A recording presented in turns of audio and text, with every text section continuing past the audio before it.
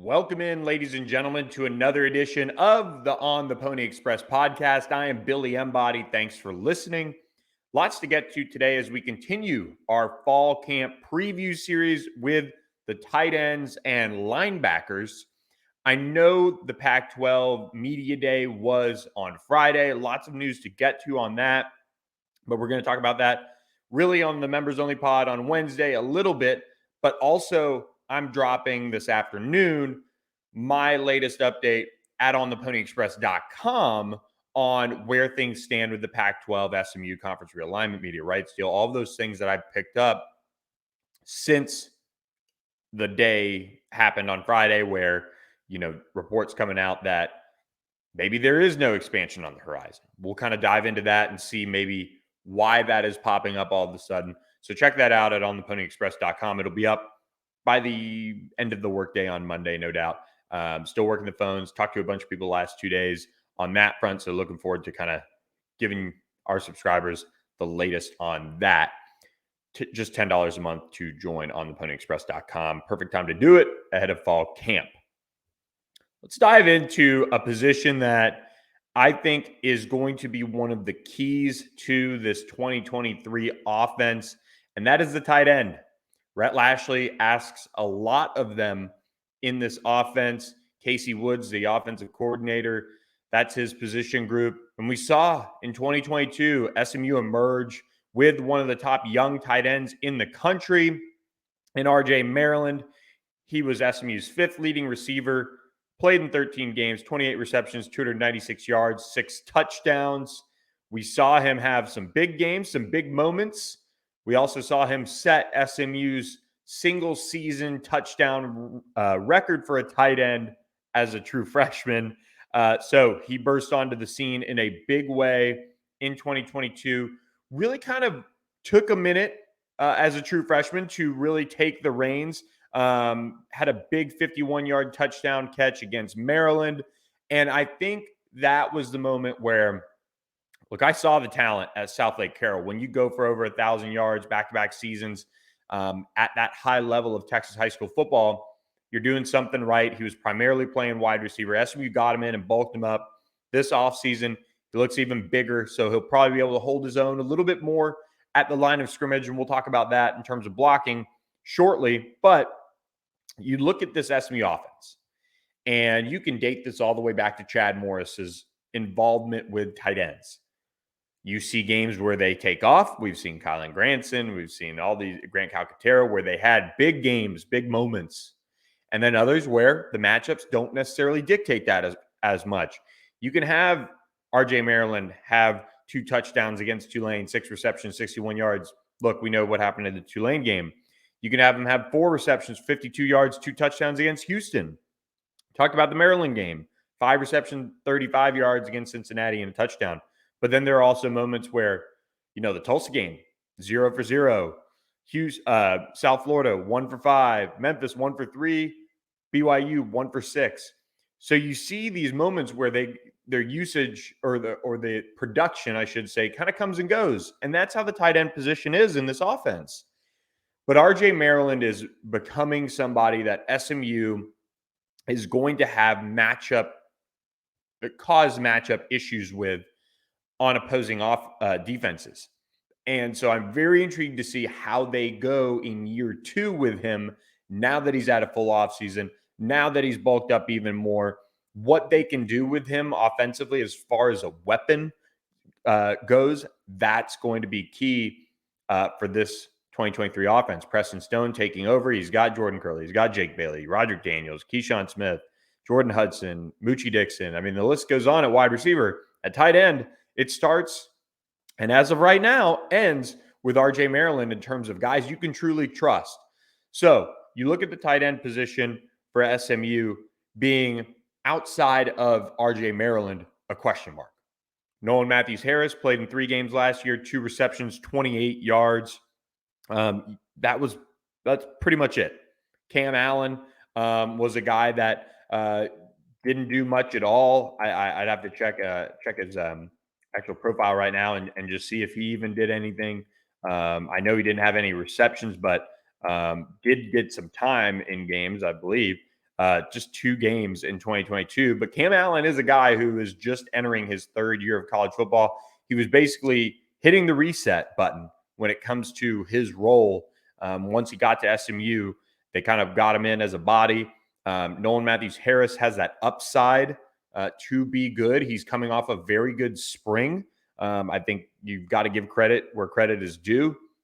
And Nolan Matthews-Harris has that ability to maybe take that next step if he can be healthy and be not only a blocker, but a pass catcher. That's something where if SMU can get more movement from these tight ends in the run blocking game.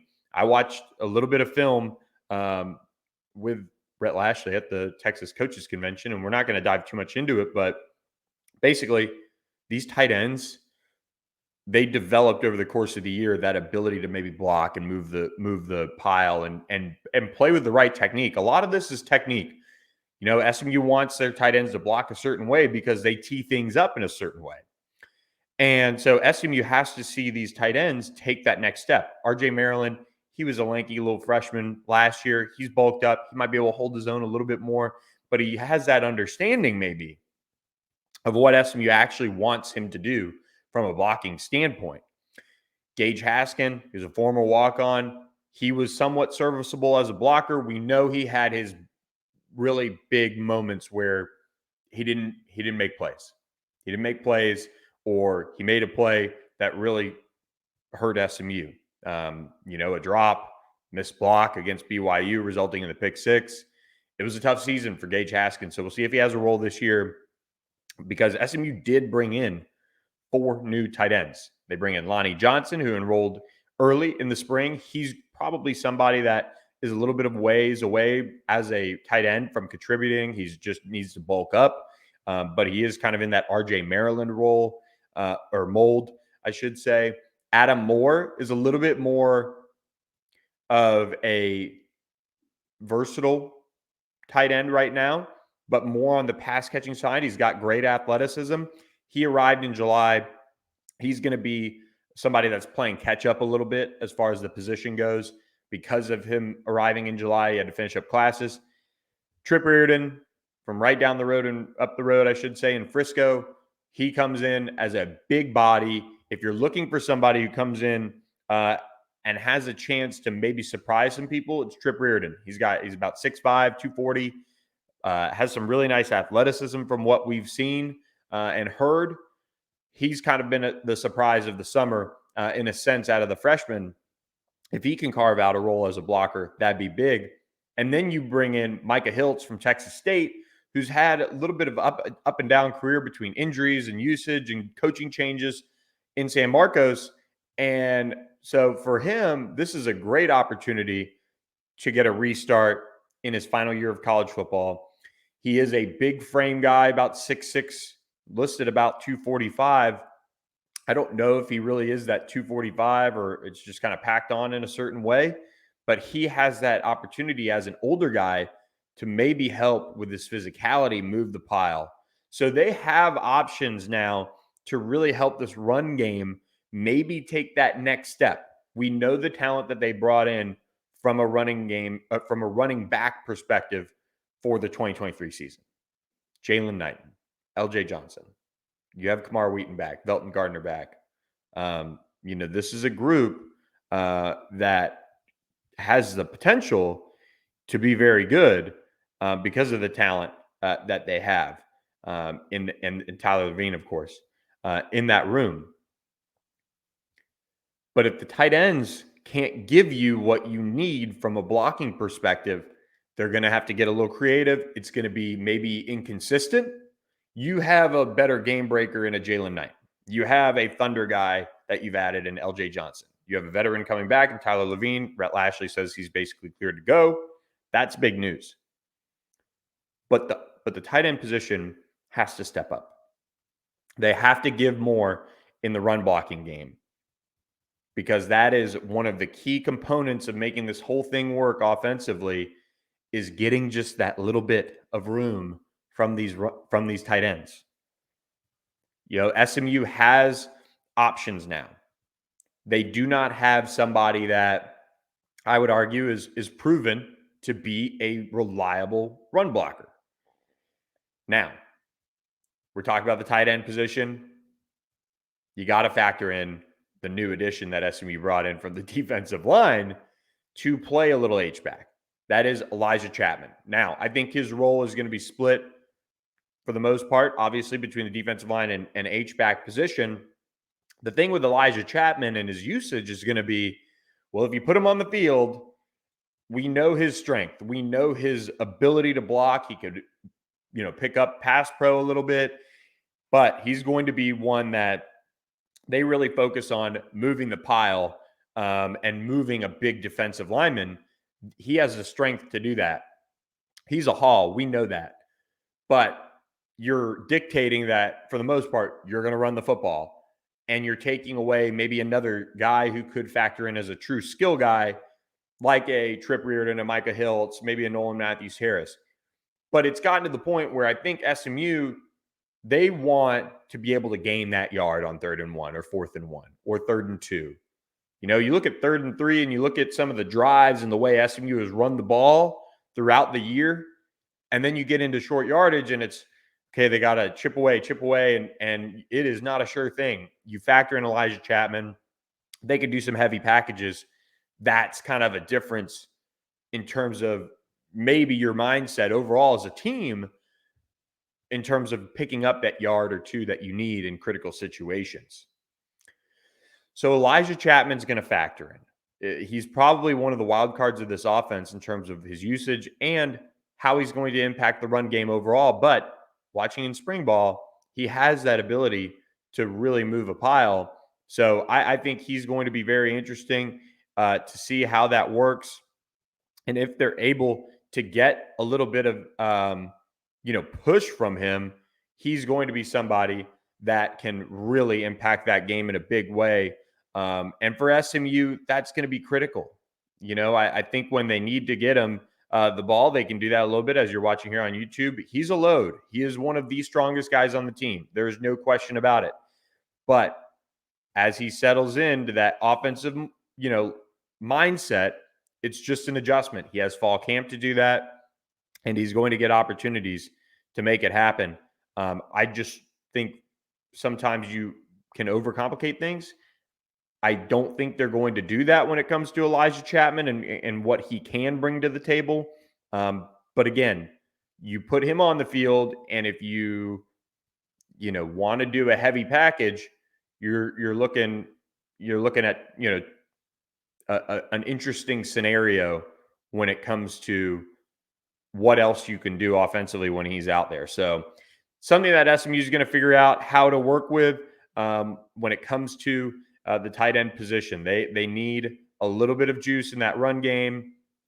To do that, they're going to need more and more from their tight ends, as you see RJ Maryland picking up in pass pro there. So I feel like this is a group that you have a bona fide star in a sense in RJ Maryland. We see what he's done. We see what he can do.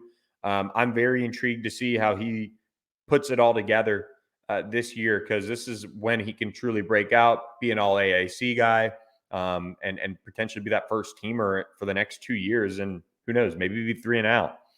So tight end position has a really bright rising star in RJ Maryland, but also you've got to see that run game assist come from them a little bit more. It was a work in progress early last year, came on a little bit better, but they've got to figure out how to make that work. So the tight end position, kind of a wild card in a sense outside of RJ Maryland. Before we go any further, I got to talk to you guys about Birddogs. Look, I'm out there in the sun, at practice, at games. Well, I'm so excited for this football season to work with Birddogs. So I've got my shorts here. I just actually ordered some joggers and another pair of shorts. They'll get here on Wednesday, so I'll show you guys those next week.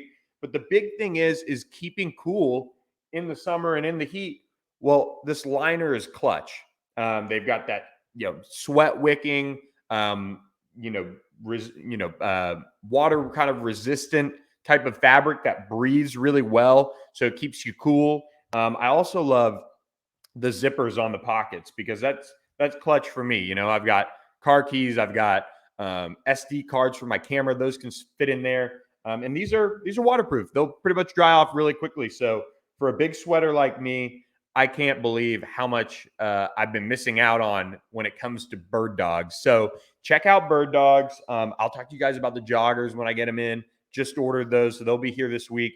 But use promo code PONY for a free Yeti tumbler right here. So get your Birddogs tumbler. You can go to birddogs.com/pony or use the promo code PONY for your free Birddogs Yeti tumbler with your order. We've had a bunch of people jump on board the Birddogs train. So I love them. Looking forward to continuing our work with Birddogs. So shout out Birddogs and appreciate their support of the On the Pony Express podcast.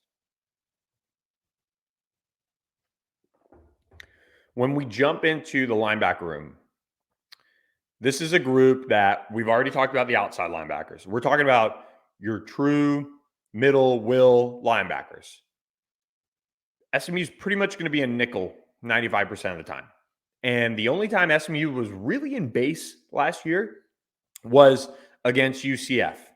You know, that was really the game that SMU and Navy, of course, but UCF, SMU was kind of having to play in that base defense, and eventually UCF solved it and kind of broke the game open. But for the most part, SMU is going to have two linebackers on the field. And you look at what they brought in. They brought in Ahmad Walker from Liberty, and they brought in Kobe Wilson from Temple. They also brought in two freshman linebackers now, Alex Kilgore, who enrolled in the spring, and Brandon Maiazono, who jumped on board this summer and will be somebody that you probably look at as, you know, probably a special teamer at best as of now, because you also return Jaquandis Burns and you return Chris Adamora, who played safety for you last year, but has now moved up into that linebacker room. Cam Farrar no longer with the program. He's headed off to junior college, but this is a group that when you talk about playing two linebackers pretty much 95% of the time, you're in a good situation from a depth standpoint. Would they like to have had one more, I think, for the season? Yeah, absolutely. Maurice Crum, the new linebackers coach, took over this position in the spring and I think really connected well with the guys. And Scott Simons trusts Maurice Crum to keep that room headed in the right direction. And the biggest piece to this, I feel like, in terms of how expectations and what the coaching staff wants needs to be really kind of relayed and reiterated and taken into, true account by the players is Ahmad Walker. He played for Scott Simons at Liberty, played as a true freshman, burst onto the scene, was one of their best players when they beat Arkansas last year, had 63 tackles, 11 tackles for loss, 4 sacks, 2 pass breakups, and a pick in his second season with the Flames, but after the season, entered the portal. You know, the thing about Ahmad Walker is he is a leader. Warner Robins is one of the best high school programs in the country, year in, year out. And he comes from the state of Georgia, and he walks right into Liberty, and he plays a ton as a true freshman. He's about 5'11", maybe 6 foot on a good day. He's about 210 pounds, I would guess. But he is going to be somebody that has that mindset that SMU has needed at the position for a long, long time. And so I think that the biggest, add from the linebacker standpoint was certainly Ahmad Walker. But Kobe Wilson is a guy that is going to factor in potentially as that other starter. I think Ahmad Walker is going to start. I think that's pretty clear. In 2022, Kobe Wilson made 64 total tackles in the AAC and across this whole season, but Temple in the AAC, 5.5 tackles for loss, a sack and a half, 2 pass breakups, a forced fumble, 2 fumble recoveries. And he's played a lot of college football over the last 3 years with Temple. He played in 5 games in that 2020 COVID year. In 2021, he played in all 12 games. 2022, I think he played in 12 as well. He's got 2 years of eligibility remaining, just like Ahmad Walker. You also factor in Chris Adamora here, making the move to linebacker. But really, the big thing is, can Jaquandis Burns turn that corner? He played in a bunch of games last year for SMU. He started one. He made 14 tackles, 2 tackles for loss, a pass breakup, and forced a fumble. He's got the size. He's got the athleticism. That's something he's had from the get-go. What he has to do is put it together start to finish. And SMU is really high on Jaquandis's ability. What he did last year was kind of faded late in the season. This year, I think he's really motivated because Ahmad Walker was brought in, because Kobe Wilson was brought in by the competition. He's going to be pushing. And the biggest thing with his ability to push is, all right, if you can get to a point where Ahmad Walker is your starter and Jaquandis Burns and Kobe Wilson are kind of 1A, 1B, that's kind of similar to a sense where you had Isaac Slade-Matatiach, Jimmy Phillips, and Shannon Reed last year, and you had Jaquandis Burns as your fourth linebacker. Chris Adamora could be that fourth linebacker in a way, but the one thing I'll say is Alex Kilgore, the true freshman who was SMU's highest rated signee on the On3 industry ranking last year, is coming in, and he has just blown everyone away. That's been something that's reiterated to me. And if you talk to him, if you ever meet him, awesome young man, really sharp, was a leader at Katy Paytal, won a state championship as a junior, and is just one of those guys that is really, really smart, but he's also just scratching the surface of his potential. He's about 6'2-ish, 225 already. He's going to take over for Ahmad Walker in the end at middle linebacker after Ahmad Walker leaves SMU. There's no doubt about that. It's a matter of if they can't keep him off the field.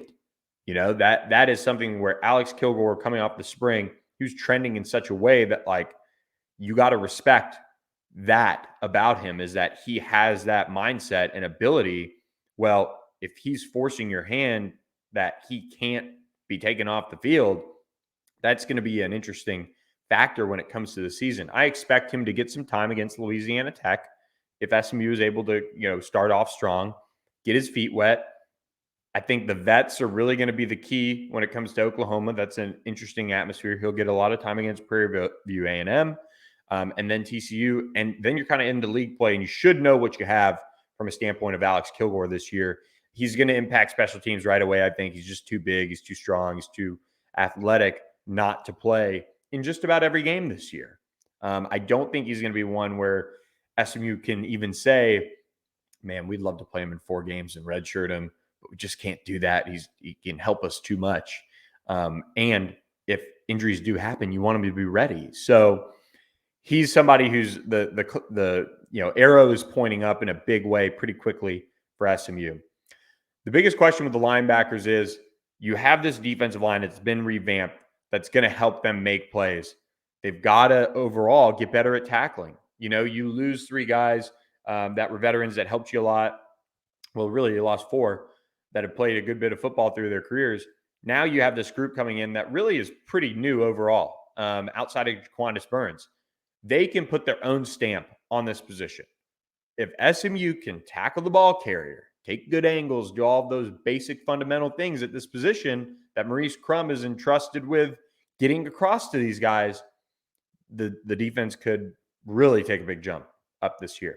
Because I feel like the depth they've added on the defensive line, there should be no excuses to missing tackles, taking bad angles, and all those things. That was something they worked a lot in the spring. Now, you didn't have Brandon Maiazono, you didn't have Kobe Wilson, but you had a majority of your linebacker group there listening, taking it all in, etc. And that is something that if it can't get across to these guys, it's going to be another long season defensively in terms of missed tackles, and that can't happen this year. There's too much talent on this defense for missed tackles to blow what has a chance to be one of SMU's better defenses in the last 10 years, really. So I think this is a group that you've got to sit back and kind of wait and see what happens. There are new faces. There are talented players in the mix. But there's also the question of, all right, when it all comes together, how does it look?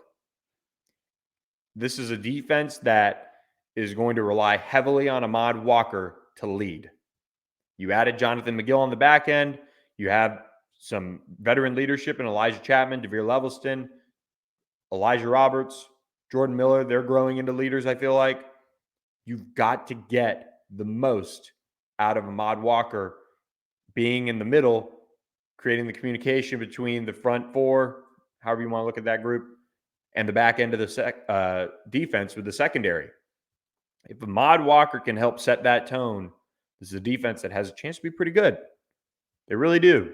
Ahmad Walker's not scared of any stage. He's shown that throughout his career. He's going to set the tone for this linebacker room this year from what it seems like. The wild cards, Chris Adamora, Alex Kilgore, can they force Maurice Crum and Scott Simon's hands in terms of playing them more? If they do, it's probably a good thing. You know, Kobe Wilson is going to be serviceable. Jaquandis Burns, they're looking for that next jump. But if the high upside Chris Adamora and the high upside freshman, Alex Kilgore, can take that step quickly and contribute, that's big. So we'll see. It's definitely a wait and see position for me. You got to see it come together. It's pretty much all new. And even Jaquandis Burns has some questions. He's the only returner, really. That's a group that is going to have to show it, and they're going to get tested right away against Oklahoma with that run game. So obviously they'll have to play Louisiana Tech too, but Oklahoma is really going to, be physical. They've got a good offensive line. That's going to show us a lot in terms of where this group is going to be at early in the season, and then kind of see how it goes from there. So that's kind of it on the preview front with the tight ends and linebackers. We'll be back later this week with more. You got wide receivers and corners. You got offensive line and safety. So lots to get to as fall camp is nearing. We're just a weekish away. AAC Media Day is Tuesday. That kind of gets going today on Monday as I'm recording this with their kickoff events. But Tuesday is the big day where Rhett Lashley and Tyler Levine, Elijah Chapman, Devere Levelston, and Marcus Bryant are all going to be in attendance in Arlington. So stick to ontheponyexpress.com for full coverage of that. We will catch you guys next time with another edition of the podcast. But before I go, check out our friends at Big Game USA. Get the official game ball of the SMU Mustangs. I was told SMU just put in yet another order for fall camp. So gearing up with another round of footballs for the quarterbacks, Preston Stone, Kevin Jennings. They all helped kind of design this, but this is the one Preston Stone designed. So they're working through some design things with them, getting them ready for the season. So use promo code BEON3, that's the number 3, for 10% off your order and free shipping. So you get about $15 off and free shipping. Get this in time for the Boulevard. So check them out, Big Game USA, friends of the podcasts. Appreciate their support. Guys, hope you have a great rest of your week. Subscribe to ontheponyexpress.com. Subscribe to our YouTube channel. We appreciate all the support you guys give us on the pod and the site.